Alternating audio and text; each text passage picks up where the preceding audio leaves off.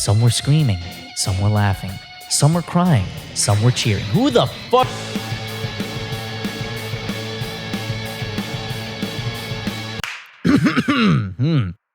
My God,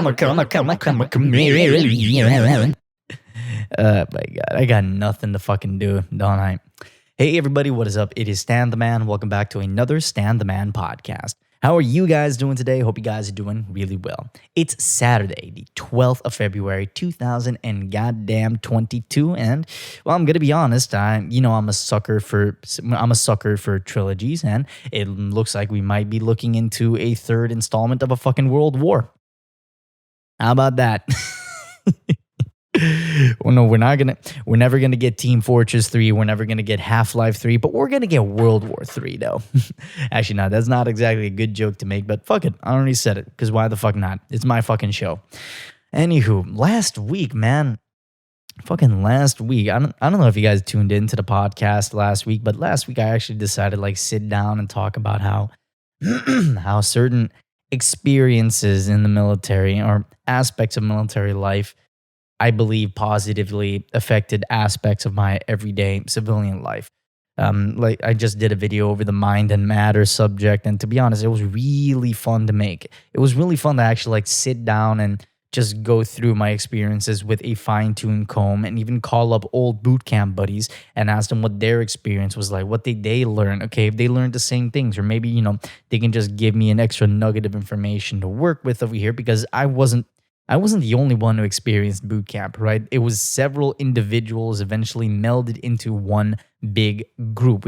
We basically consider each other family at this point, kind of like a weird, fucked up, but still distant family.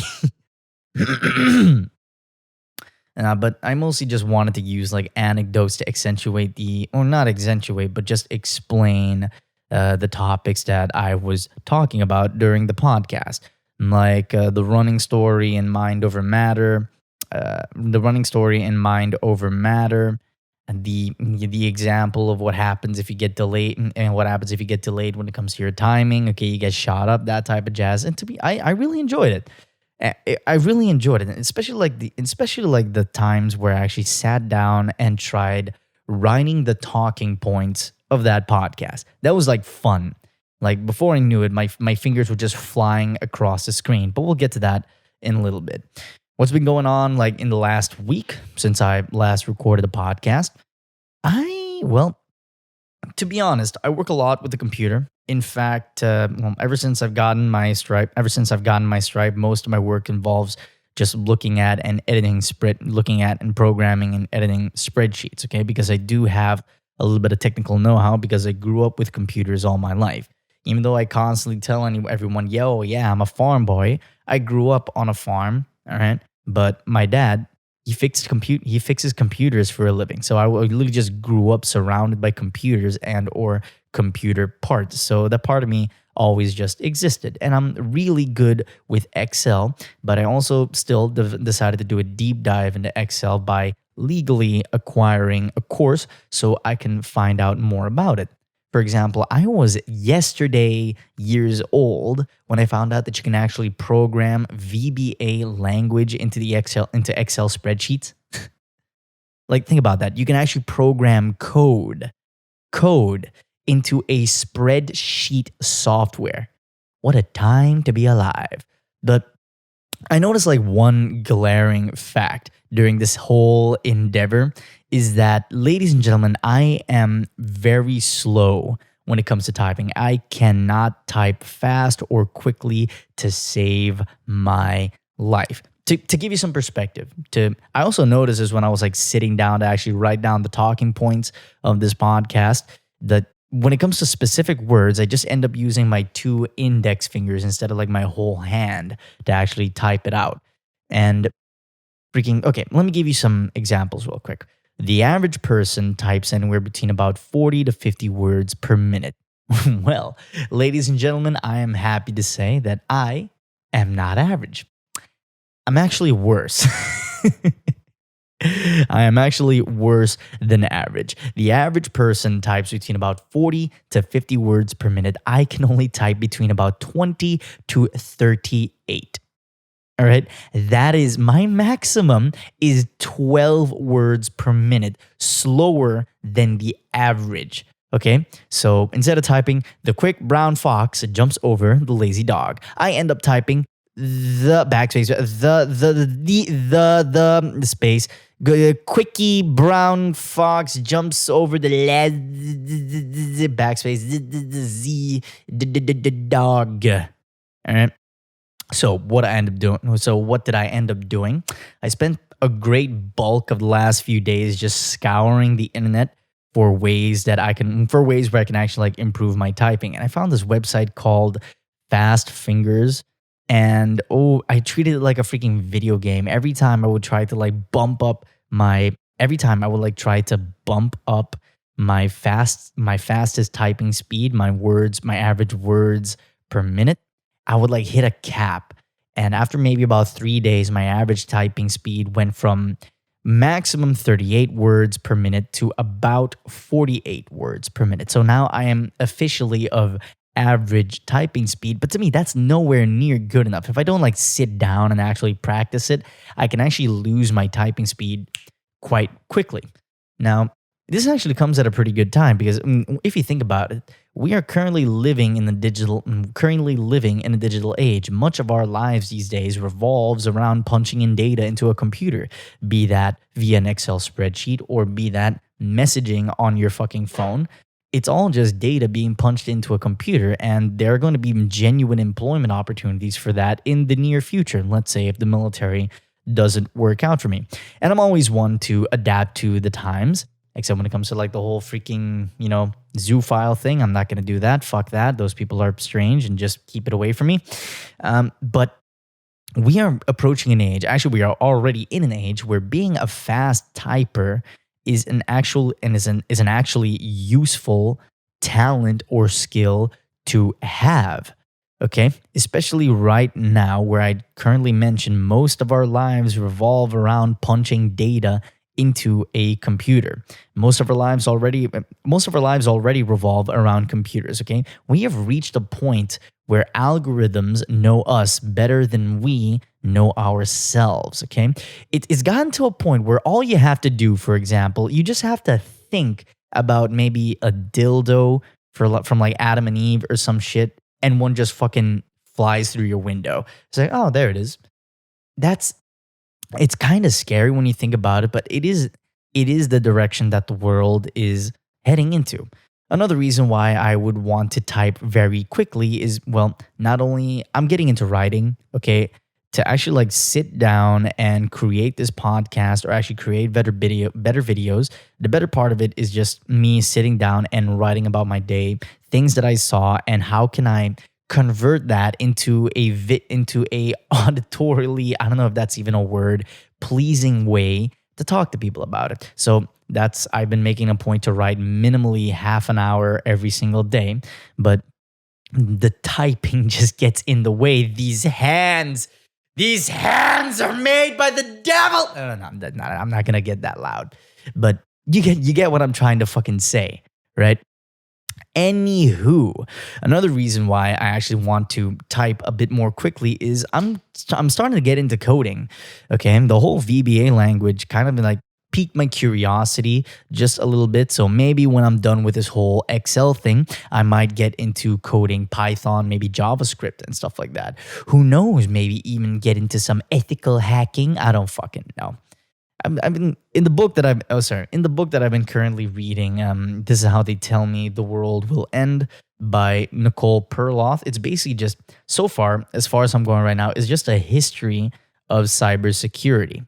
And today, especially right now, where everything back in the day, okay, the first pieces of software, if you were lucky, maybe had around 10,000 lines of code, right?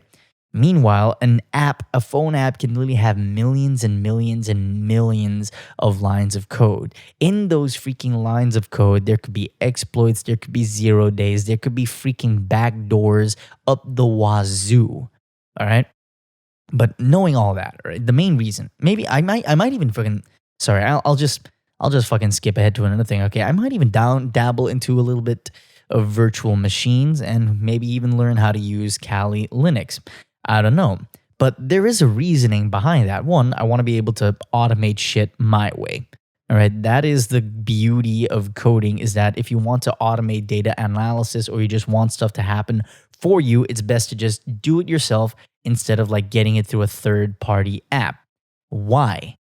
Because at the end of the day, unless you are the person who wrote the source code for that specific operating system, or that software or app, how do you know there aren't any backdoors being exploited by people to collect data about you?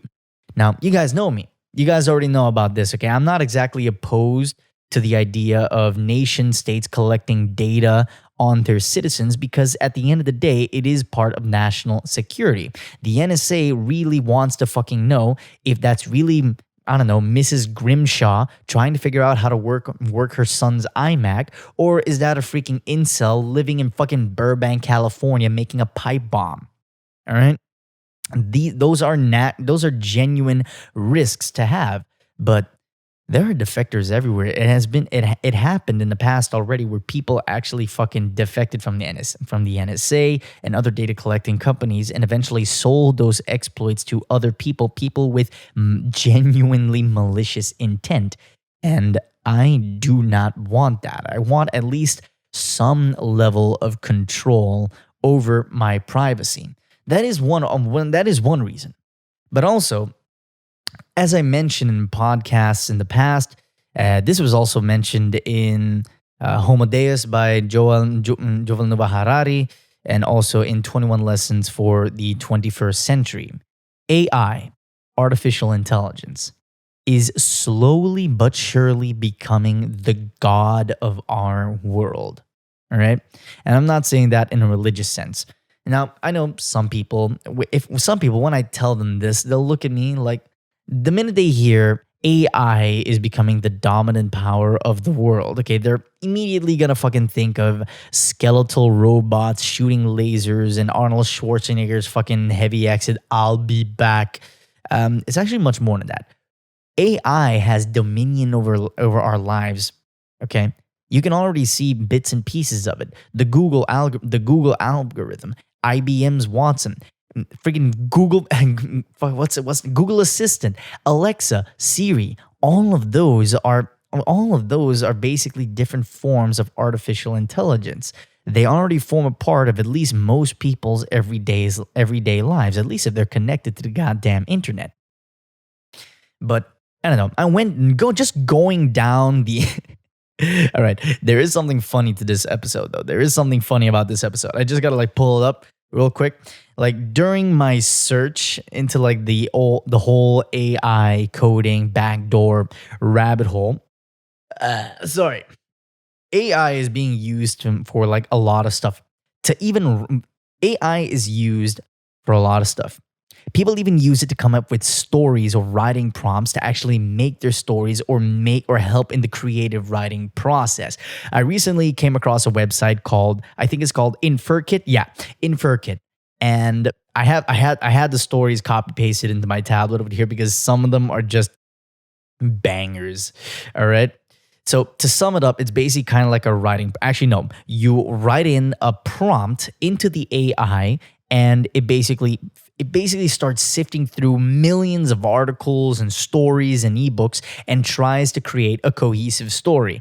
And I have read the stuff that it pumps out ranges from the sad to the horrible to the existential, to me questioning my existential crises, all that jazz. So let's get into one, all right?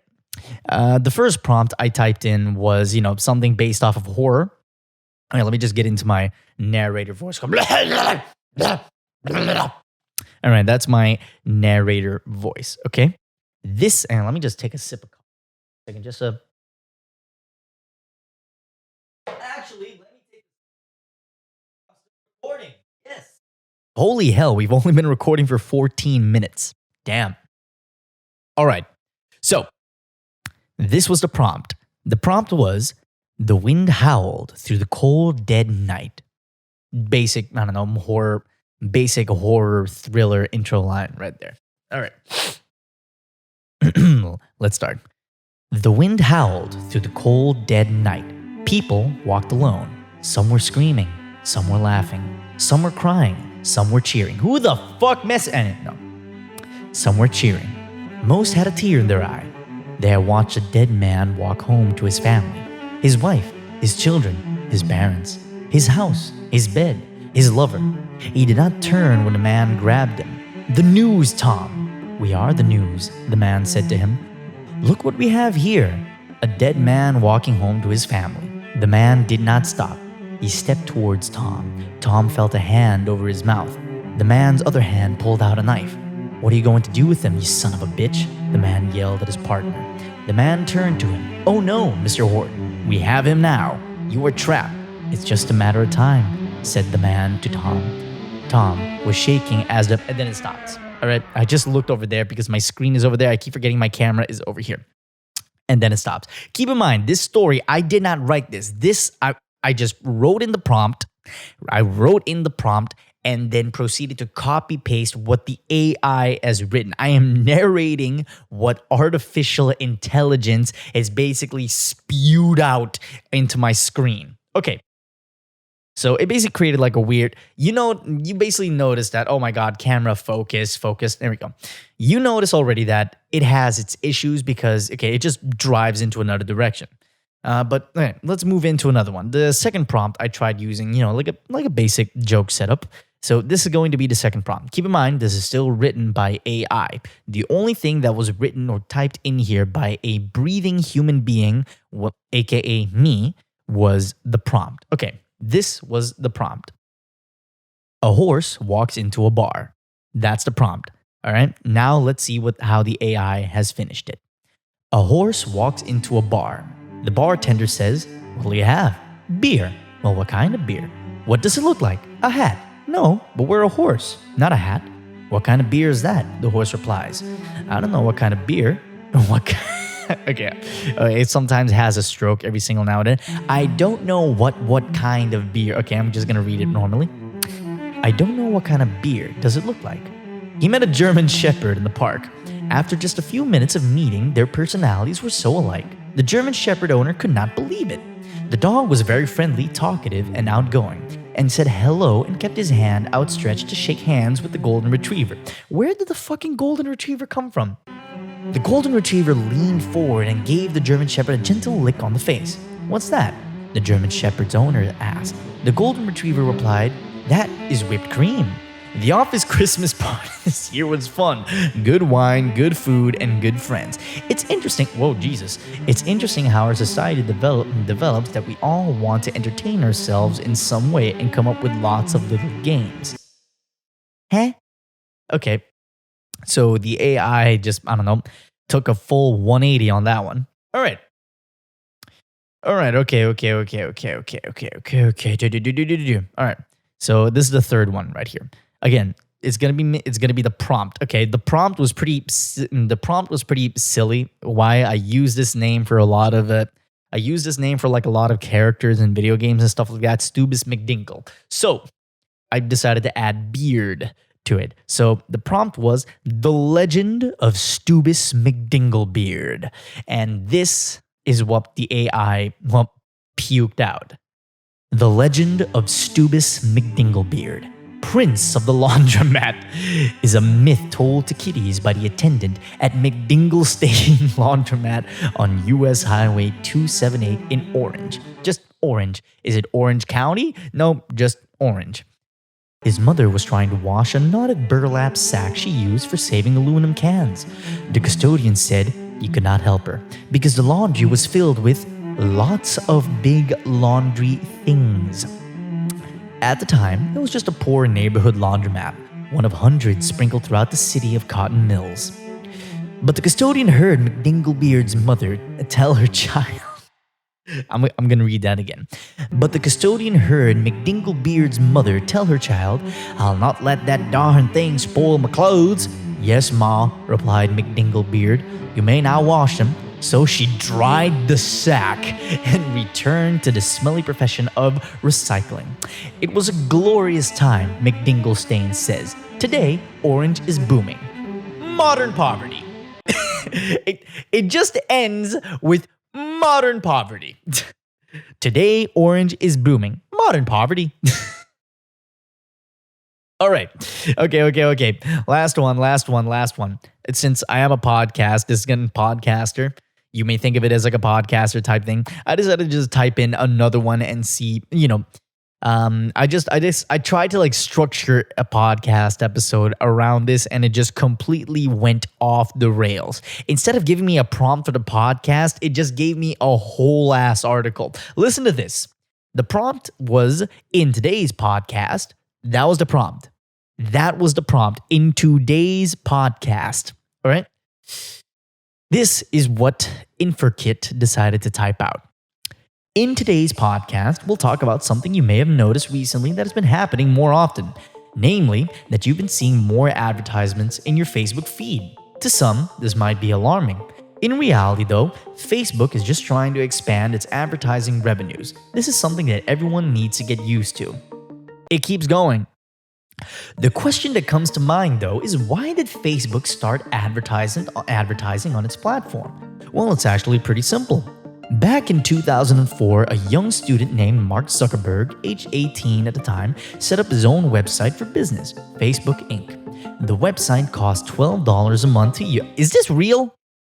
Is this fucking based off of an actual article? Like, I know it was called The Facebook one time, but I didn't know it was called Facebook Inc. Anywho, the website cost $12 a month to use, as it was only for him to use. It didn't have ads, but that's not what Facebook was designed for. He started charging. What the fuck is this AI writing? All right. So he started charging users to use it and for ads to be displayed. That's how Facebook became Facebook Inc. Facebook has been making more and more money from the ads, so much so that it's becoming a cash cow for the company. You could say that Facebook is selling what? I need to hear the end of this. Selling what? Tell me what you know, Dad! I really need to stop screaming into this microphone because this is a very power-heavy microphone, and I still don't have a proper preamp for this. The only reason you were listening from my voice being yelled into this fucking stinky thing is because I have the fucking gain on the Focusrite cranked all the way up. And that's why this shit ends up peaking like a motherfucker. Okay, so those were stories written by AI. To be honest, some of them sound a lot better than what I could actually come up with from actually like sitting down and actually writing about my day and shit. Oh, Christ alive, where is humanity heading? God fucking damn it, I spilled coffee everywhere. But if you think about it, AI has already become a major driving force into the global economy. In fact, AI and machine learning is a huge growing market right now. So if that's something you want to get into. But, and this is a huge but, can AI eventually rival humanity in its ability to do something creative? There have been examples. For example, I don't exactly remember what it was called. I read this in Homo Deus a long fucking time ago. A long time. In fact, let me just grab the book real quick. Grab the book.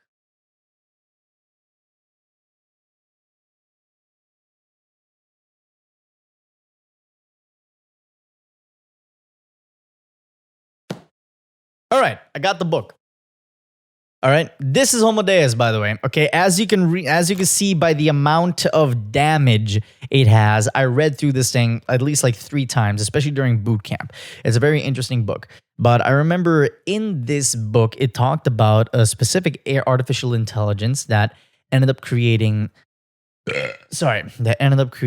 classical music, right? And the audience, okay. From what I remember, I could be completely wrong. I'm paraphrasing here. Okay, let me just get rid of this shit real quick.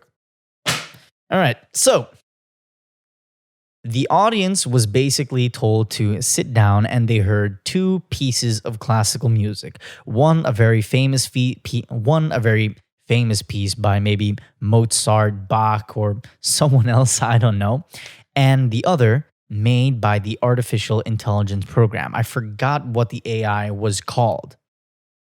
And literally 99% of the audience thought that the artificially created pieces of music, made by the fucking robot, was made by an actual human being, because the complexity was simply too much for any machine to actually create. That's what they thought, because it produced beautiful overtones that they've never heard before, and they think this might be a new rising classical musician. But meanwhile, no, it's just a bunch of code. Okay? A bunch of ones and zeros ended up creating a fantastic piece of music and fooled 99% of a large non-biased group. Think about that for a second. AI might come to a point. AI is already there are three types of AI. Actually, let me look this up real quick. Yep. Enjoy the background. Yes, that is a dog's skull. Give me a freaking second.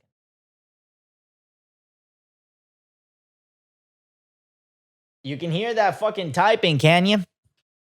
Types. Here we go. Types of AI. There we go. So there's artificial narrow intelligence, and that has a narrow range of abilities. There's basically artificial general intelligence, which is on par with human capabilities, and artificial super intelligence, which is more capable than what a human can actually do. Now, those last two, what do they both have in common? Okay, they basically learn about machine learning. They basically learn about human behavior, what makes us tick. All right. Especially now, where literally billions of us are inputting so much of our data into the cloud today. It's only a matter of time before the algorithms of the world, these types of artificial intelligence, knows everything about what makes us human. They know what we dread. They know what we love. They know what we fear. I just quoted the fucking Mandela catalog, which is another thing that I'll do a deep dive on into in the podcast in a later episode. But like I said, the way that we are actually pumping so much data, we're just giving these machines so much of our data to the point where these machines will know what it's like to be human, and using its advanced learning algorithms can actually figure out how to be better humans. And that is a fact of life. How far will that go? I don't know. Who knows? Maybe I might not even be alive to see that stage. But it is something to think about.